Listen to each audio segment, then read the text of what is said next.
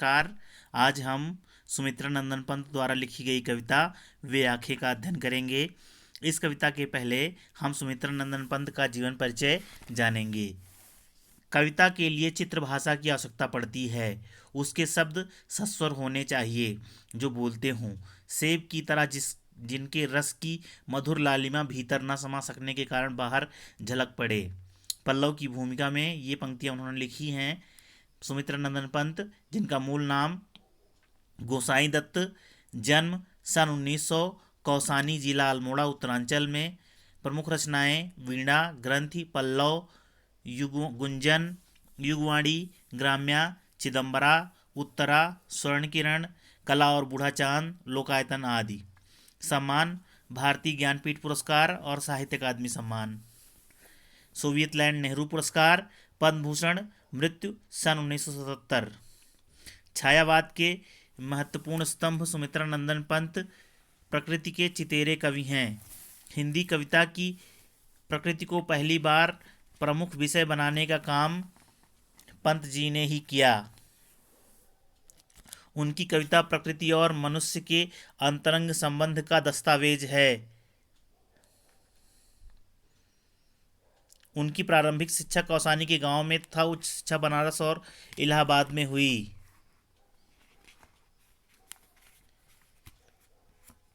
इन युवावस्था तक पहुंचते पहुंचते महात्मा गांधी के असहयोग आंदोलन से प्रभावित होकर बीच में पढ़ाई छोड़ दी। उसके बाद स्वतंत्र लेखन करते रहे। प्रकृति के अद्भुत चित्रकार पंत का मिजाज कविता में बदलाव का पक्षधर रहा है। शुरुआती दौर में छायावादी कविताएं लिखीं। पल पल परिवर्तित प्रकृति वेश इन्हें जादू की तरह आकृष्ट कर रहा था। बाद में चलकर प्रगतिशील दौर में ताज और वे आंखें जैसी कविताएं भी लिखी।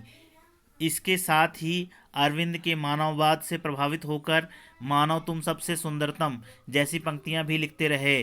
उन्होंने नाटक, कहानी, आत्मकथा, उपन्यास और आलोचना के क्षेत्र में भी काम किया। रूपाभ नामक पत्रिका का संपादन भी किया, जिसमें प्रगतिवादी साहित्य का विस्तार और विचार विमर्श होता था। पंत जी की भाषा के प्रति अत्यंत सचेतता है। यह पंत जी भाषा के प्रति बहुत सचेत थे। उनकी रचनाओं में प्रकृति की जादूगरी जिस भाषा में अभिव्यक्त हुई है उसे स्वयं पंत चित्र भाषा, बिंबात्मक भाषा की संज्ञा देते हैं। ब्रज भाषा और खड़ी बोली के विवाद में उन्होंने खड़ी बोली का पक्ष लिया और पल्लव की भूमिका में विस्तार से खड़ी बोली का समर्थन किया।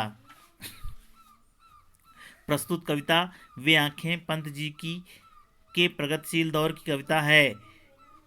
इसमें विकास की विरोधाभासी अवधारणा पर करारा प्रहार किया गया है।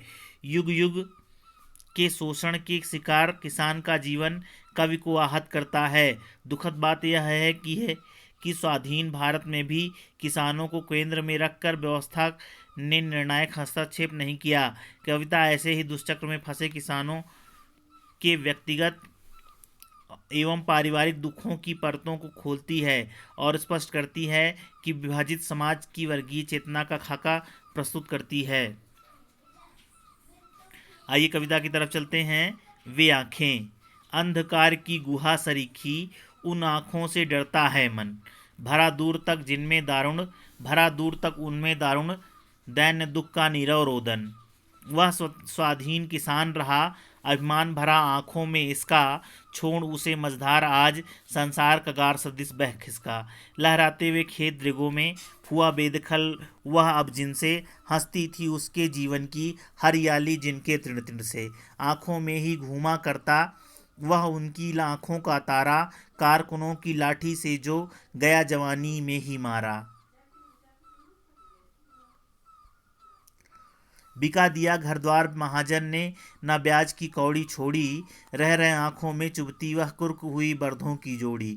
उजरी उसके सिवा किसे कब पास दुहाने आने देती। आँखों में नाचा करती उजड़ गई जो सुख की खेती। बिना दवा दर्पण की घरनी बिना दवा दर्पण के घरनी, स्वर्ग चली आंखें आती भर, देख रेख के बिना दूध में ही, बिटिया 2 दिन बाद गई मर। घर में विधवा रही पतोहू, लक्ष्मी थी यद्यपि घातिन, पकड़ मंगाया कोतवाल ने, डूब कुएं में मरी एक दिन। खैर पैर की जूती जोरू, न सही एक दूसरी आती, पर जवान लड़के की सुधकर, सांप लौटते फटती छाती।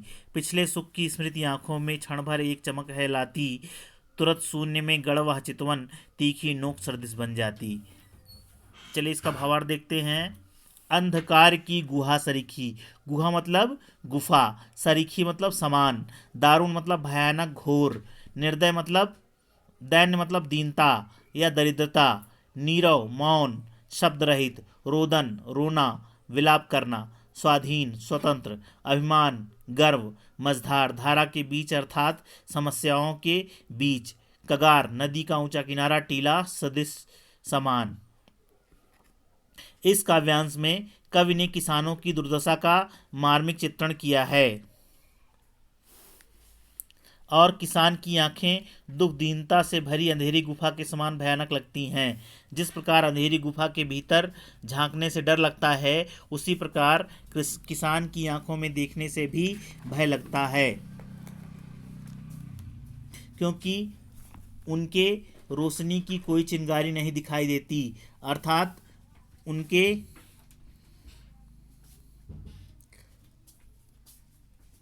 तो केवल दरिद्रता है। उसकी आंखों में गरीबी का दुख और कष्ट रह जाने का मौन रुदन व्याप्त है, इसलिए उसकी आंखों में झांकने का उसे साहस नहीं होता। आज स्वतंत्र भारत में किसान भी स्वाधीन हो गया है, इस बात का अभिमान उसकी आंखों में भी झलकता है, लेकिन दुख तो इस बात का है कि यह स्वाधीन होने के बाद भी उसकी दशा में कुछ सुधार नहीं हुआ। किसान को मझधार में छोड़ अर्थात शासक वर्ग ने किसानों को अकेला छोड़ दिया है और उनसे किनारा कर लिया है। उन्हें स्वतंत्रता का कोई लाभ नहीं मिला। उनकी स्थिति जैसे पहली थी वैसे ही अभी भी है। काव्य सौंदर्य इसका देख लीजिए। कवि ने किसान के जीवन की दयनीय स्थिति का वर्णन किया है। अंधकार की गुहा सरीखी और संसार कगार सदिश में उपमा अलंकार है। अंधकार की गुहा सरीखी में और संसार कगार सदिश बहखिसका, इसमें उपमा अलंकार है। दैन्य दुख में अनुप्रास अलंकार है। काव्य की भाषा मानक खड़ी बोली हिंदी है। काव्य में संस्कृत निष्ठ शब्दों का भी प्रयोग हुआ है, जैसे अंधकार, गुहा, दैन्य, सदृश इत्यादि। दूसरा जो है काव्यांश देखिए। लहराते वे खेत दृगों में, हुआ बेदखल वह अब जिनसे, हंसती थी उसके जीवन की हरियाली जिनके तृण तृण से, आँखों में ही घूमा करता, आँखों में ही घूमा करता वह उसकी आँखों का तारा, कारकुनों की लाठी से जो गया जवानी में ही मारा। दृग मतलब नेत्र या आँख, बेदखल करना निकाल देना, अधिकार विहीन कर देना, तृण तिनका, कारकुन, सूदखोरों जमींदारों के कारिंदे या लठैत। सुमित्रानंदन पंत जी कहते हैं कि कभी अपने खेतों को लहराते हुए देखकर किसान की आंखों में प्रसन्नता दिखाई देती थी, परंतु आज उसको खेतों से अलग कर दिया गया है। जिन खेतों में फैली हरियाली के तिनके तिनकों को देखकर उसका मन खुशी से झूम उठता था, जो खेत उसकी खुशी के आधार थे, आज उन्हीं पर उसका अधिकार नहीं था। इस प्रकार उसके जीवन की प्रसन्नता समाप्त हो गई है। आज वही किसान ऐसे हाशिए पर खड़ा है जहाँ उसका जीवन बिल्कुल नीरस और वीरान हो चुका है। किसान का एक ही बेटा था जो उसकी आंखों का तारा था, पर जमींदार के कारिंदों ने उसे मार दिया। अब किसान की जिंदगी में अंधेरा ही अंधेरा है, उसकी सारी आशाएं समाप्त हो गई हैं। काव्य सौंदर्य देखिए इसका। जमींदार द्वारा किसान को अपनी जमीन सहित सारी संपत्ति बेचने के लिए बाध्य किए जाने का अत्यंत मार्मिक चित्रण किया गया है। लहराते हुए खेत तथा कारकुनों की लाठी से मारे जाने का बिंब प्रभावशाली बन पड़ा है। आंखों ही में घूमा करता और आंखों का तारा मुहावरों का प्रयोग सटीक बन पड़ा है। तृण तृण में पुनरुक्ति प्रकाश अलंकार है। भाषा सरल सहज और प्रवाहपूर्ण है। अगला जो है पद्यांश देखिए, बिका दिया घर द्वार महाजन ने ना ब्याज की कौड़ी छोड़ी, रह रह आंखों में चुभती वह कुर्क हुई बरधों की जोड़ी, उजड़ी उसके सिवा किसे कब पास दुहाने आने देती, आह आंखों में नाचा करती, उजड़ गई जो सुख की खेती। घर द्वार बिका दिया है और किसान की दुर्दशा का वर्णन करते हुए कवि कहता है, किसान हमेशा ही महाजनों, इसके पहले शब्दार्थ देख लीजिए, महाजन ऋणदाता, कौड़ी पैसा, आंखों में चुभना बुरा लगना, कुर्क संपत्ति को जब्त करना, नीलामी बरधों बैल, उजरी उजली या सफ़ेद गाय के लिए प्रयोग में आया है, दुहाने दूध निकालना, आह दुख, आंखों में नाचना, बार बार याद आना। कवि किसान की दुर्दशा का वर्णन करते हुए कहता है कि किसान हमेशा ही महाजनों के कर्ज में दबा रहा, भले भारत गुलामी का चाहे भारत की गुलामी का समय हो या अब आज़ादी का, महाजन ने अपना पैसा वसूलने के लिए किसान के घर द्वार सब नीलाम करवा डाले, खेत पहले ही खाली करवा लिए गए थे, अब बैलों की जोड़ी को भी देखते देखते नीलाम करवा दिया जो किसान को बहुत प्रिय थी। वह जोड़ी आज भी बार बार किसान की आंखों में चुभती रहती है, अर्थात उसे उनका स्मरण हो उठता है जिससे उसे अत्यधिक पीड़ा होती है। किसान के पास एक सफ़ेद गाय थी जिसे वह उजरी कहता था। गाय भी अपना दूध दूहने के लिए किसान के अतिरिक्त किसी को अपने पास नहीं आने देती थी। आज वह गाय भी बिक गई, उसकी सुख की खेती उजड़ गई थी, अर्थात वर्षों के परिश्रम से बनाया गया घर, उसकी धन संपदा पशु संपदा सब बिक गए थे। ये सारे दृश्य उसकी आंखों के सामने नाचा करते थे, अर्थात वो स्मृति अभी भी सुखद लगती है, लेकिन अब वह सारा सुख चला गया है। काव्य सौंदर्य इसका देखिए, इस काव्यांश में किसान की दयनीय स्थिति का चित्रण किया गया है, मुहावरेदार भाषा का प्रयोग किया गया है, जैसे आंखों में नाचना, आंखों में चुभन। वाक्य में काव्य में अनुप्रास अलंकार की छटा दिखाई देती है, जैसे घर द्वार, कौड़ी छोड़ी, उजरी उसके, किसे कब आदि। रह में पुनरुक्ति प्रकाश अलंकार है। बरधों शब्द में से ग्रामीण शब्दों की विशेष जानकारी मिली है। भाषा सरल और प्रवाहपूर्ण है।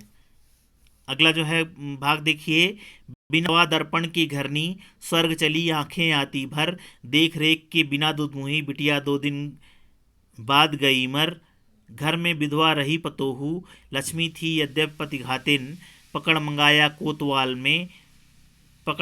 कोतवाल ने, डूब कुएं में मरी एक दिन।